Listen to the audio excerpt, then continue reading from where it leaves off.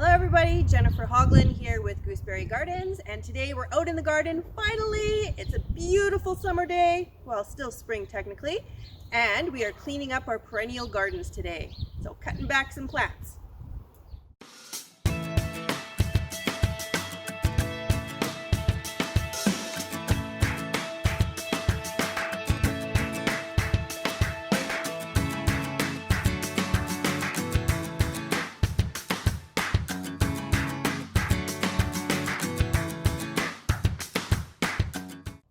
Okay, so the first one we're going to start with is a silver mound. And the plants we are cutting back today are all perennial plants. And a lot of people cut them back actually in the fall. I do something different. I like to keep all that dead material on my perennial plants and actually cut that material back in the spring. And I do that for a couple reasons. Number one, all that dead material on top of our plants really helps insulate them over the winter time. And here, where we don't get a lot of snow in the winter because of our Chinooks, the more insulation we can get, the absolute better. Also, that dead material all helps collect other things like leaves and snow in the winter, and that will increase the insulation capability. Okay, so our roots will be nice and toasty warm over the winter time, okay, with all that nice insulation on there. Okay, the other reason I like to keep that dead material on our perennials over the winter time is it's a fantastic home for all our beneficial insects. So when I'm cutting this back in the spring, I'll notice a lot of times hordes of ladybugs. Silver mound is one that I always find lots and lots of ladybugs in when I'm cutting back in the spring, but they aren't the only one. A lot of our beneficial insects nest in the dead leaves in here, also in the hollow stems of some of our perennials. So I like to keep that all on there. And the final reason I don't cut stuff back in the fall and instead cut it back in the spring is because then I can tell where all my plants are. So if I know there's a little pile of dead plant material, I know something is supposed to be there, something's supposed to be growing, and I can wait and see what it is, but I know there's something there. So it makes it a little bit easier to identify where everything is in the spring garden. All right, so now we're gonna do our silver mound here. All right, this guy's coming up. He's about 1 inch or 2 high right now. This is probably a little bit later than I would have normally left it, but I wanted to get it on film, so I let it grow a little bit longer. Okay, with most perennials, all we do is we grab all our dead material, okay, and we cut off the dead stems right above our new growth, okay? Now I'll show you with a couple other plants. Some of them you can pull the dead stems out quite easily. This guy doesn't pull very easily, so we cut them. All right, we just go around the entire plant here, cutting back all our dead stems. Okay, notice I'm using some really good pruners here. These ones are Fiskars that I've had for a million years. They're my absolute favorite. They have a little clip on there so I can fit them on my belt. Make sure no matter which ones you use sharp. Keep them sharp, keep them well cleaned and well oiled so that they'll last you for years and years. Okay. Almost done this guy.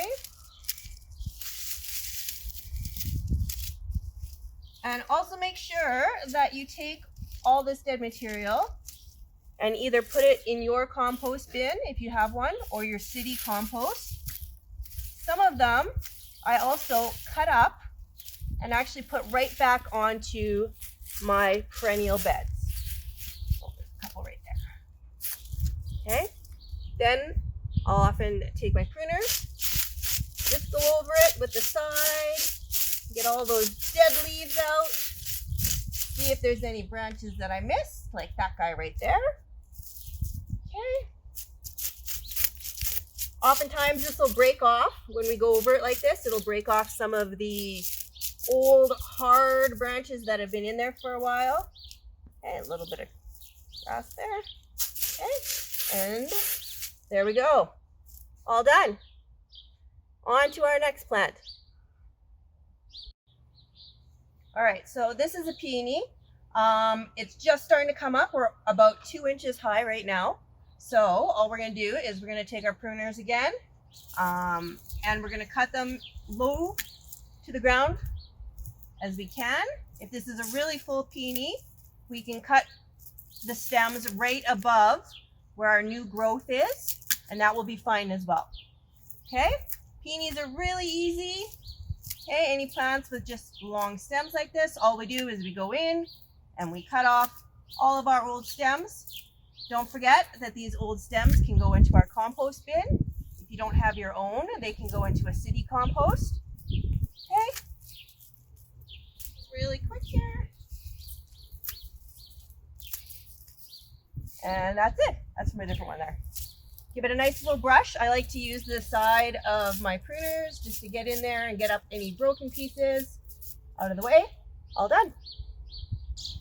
All right, so this is a grass. This is the one that everybody knows and loves and everybody has. Looks kind of like wheat in the summertime. It is a Karl Forster feather reed grass. It's one of a few different feather reed grasses, but Karl Forster is definitely the most popular. This guy's pretty new. He's not full size yet. He's only, I think, a year and a half old, so definitely not full size. We do have some new growth coming up here, and we've left this during the winter for all the other reasons I stated before, but also because grasses are gorgeous in the winter time. Absolutely beautiful. They give movement to our winter garden and are really nice and structural. So extra bonus reason for leaving our grasses up during the winter time. So these guys are really easy to do. All we do is we gather up all the dead material into kind of like a ponytail when you're doing your hair. Okay, then we take our pruners and we go right above our new growth. Okay, give it a chop. And that's it. Got a couple little strays here. Okay, once again, we take our pruners, go through, see if we have any broken ones. Okay, I have a lot of leaves in here, so I'll probably get those out of the way too. Give it a little comb with our fingers. Okay, and all done. So it does look like there's a little bit of brown material in here, and that is okay. Once this gets growing and filling out, you're not even going to see it there at all. Okay, really easy way to do our perennial grasses, ornamental grasses like our feather reed grasses, Karl Forster feather reed grass specifically. All right, so these are daylilies, and daylilies are one of the easiest ones to get rid of our old material, dead material on. We don't even need these guys at all. Okay, all we do is grab our dead stuff and give it a little pull. It comes out really, really easy. Okay.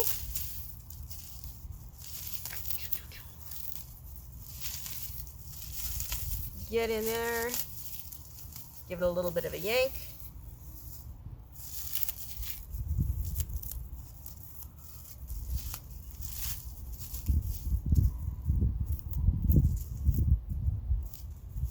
Okay, and that is about it. All cleaned up. Dead leaves on. Done.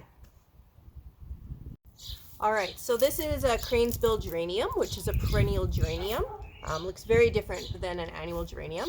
And I poked around a little bit in here, and there's a little bit of growth coming. So very small. We got to really dig in here. This makes a lot of growth in the summer, so there's a lot to get rid of. But this one is easy once again. Okay, so all we do is we take a little bit at a time, grab and pull.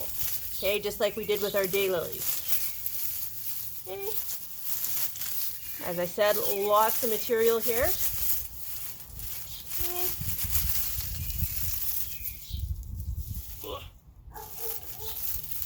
Okay, grab a big bunch and give it a pull. Okay, this is a pretty big one. It's been here for a few years. Could probably divide it if I wanted. All right. There we go. Get the rest of this a little bit here. Again, we're going to take our pruners, give it a little brush through here, gets rid of some of this little short dead stuff. Okay. And we can see our little sprouts coming in here, all ready to go. That's it for this one. All right, I wanted to show you guys an example of an evergreen perennial as well. This here is called Berginia. It's also called elephant ears or pig squeak, because you can squeak the leaves. Apparently sounds like a pig. Funny little common names. So this guy, we don't cut all the way back in fall or in spring at all, because it's evergreen. It stays green all winter long, okay? All we do is in the spring, we look for any dead leaves. So under here, for example, we have a couple dead leaves, and all we do is we pull those out. Okay, pull those up. You can crush them up actually and put them right back onto your beds. Oh, we got a nice big fat bumblebee here. Checking out our Berginia. So pull out our dead leaves, give them a crush. Okay, and then we just go through and brush out any dead leaves from the tree that's overhead here and give them a clean out that way. And that's all we need to do for evergreen plants. Pretty easy, right? Very low maintenance.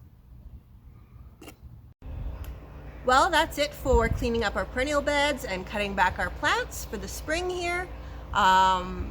Don't forget, all that stuff that we clean up, all that dead material, can either go into your compost bin if it's under about a pencil width diameter, okay? Other than that, it can go into the city compost. The larger branches can go in city compost, or they can also go into a brush pile, which is actually a wonderful little pile of wood and branches and twigs that is fantastic habitat for wildlife in your yard. So another option for you. You can also cut them up using your pruners into very small pieces and put them right back onto your beds. It's a natural mulch. It's directly from the plants that were growing there, so all the nutrients that they accumulated in their leaves and stems go right back into the soil to help feed the plant for the following year. Okay, another great idea. So that's it for today. I hope you learned something new. If you have any questions or comments, please feel free to comment below. And if you need additional information, you can always go to our website at www.gooseberrygardens.ca. And after all that work in the spring, don't forget to take a couple minutes and relax. Happy gardening, everyone.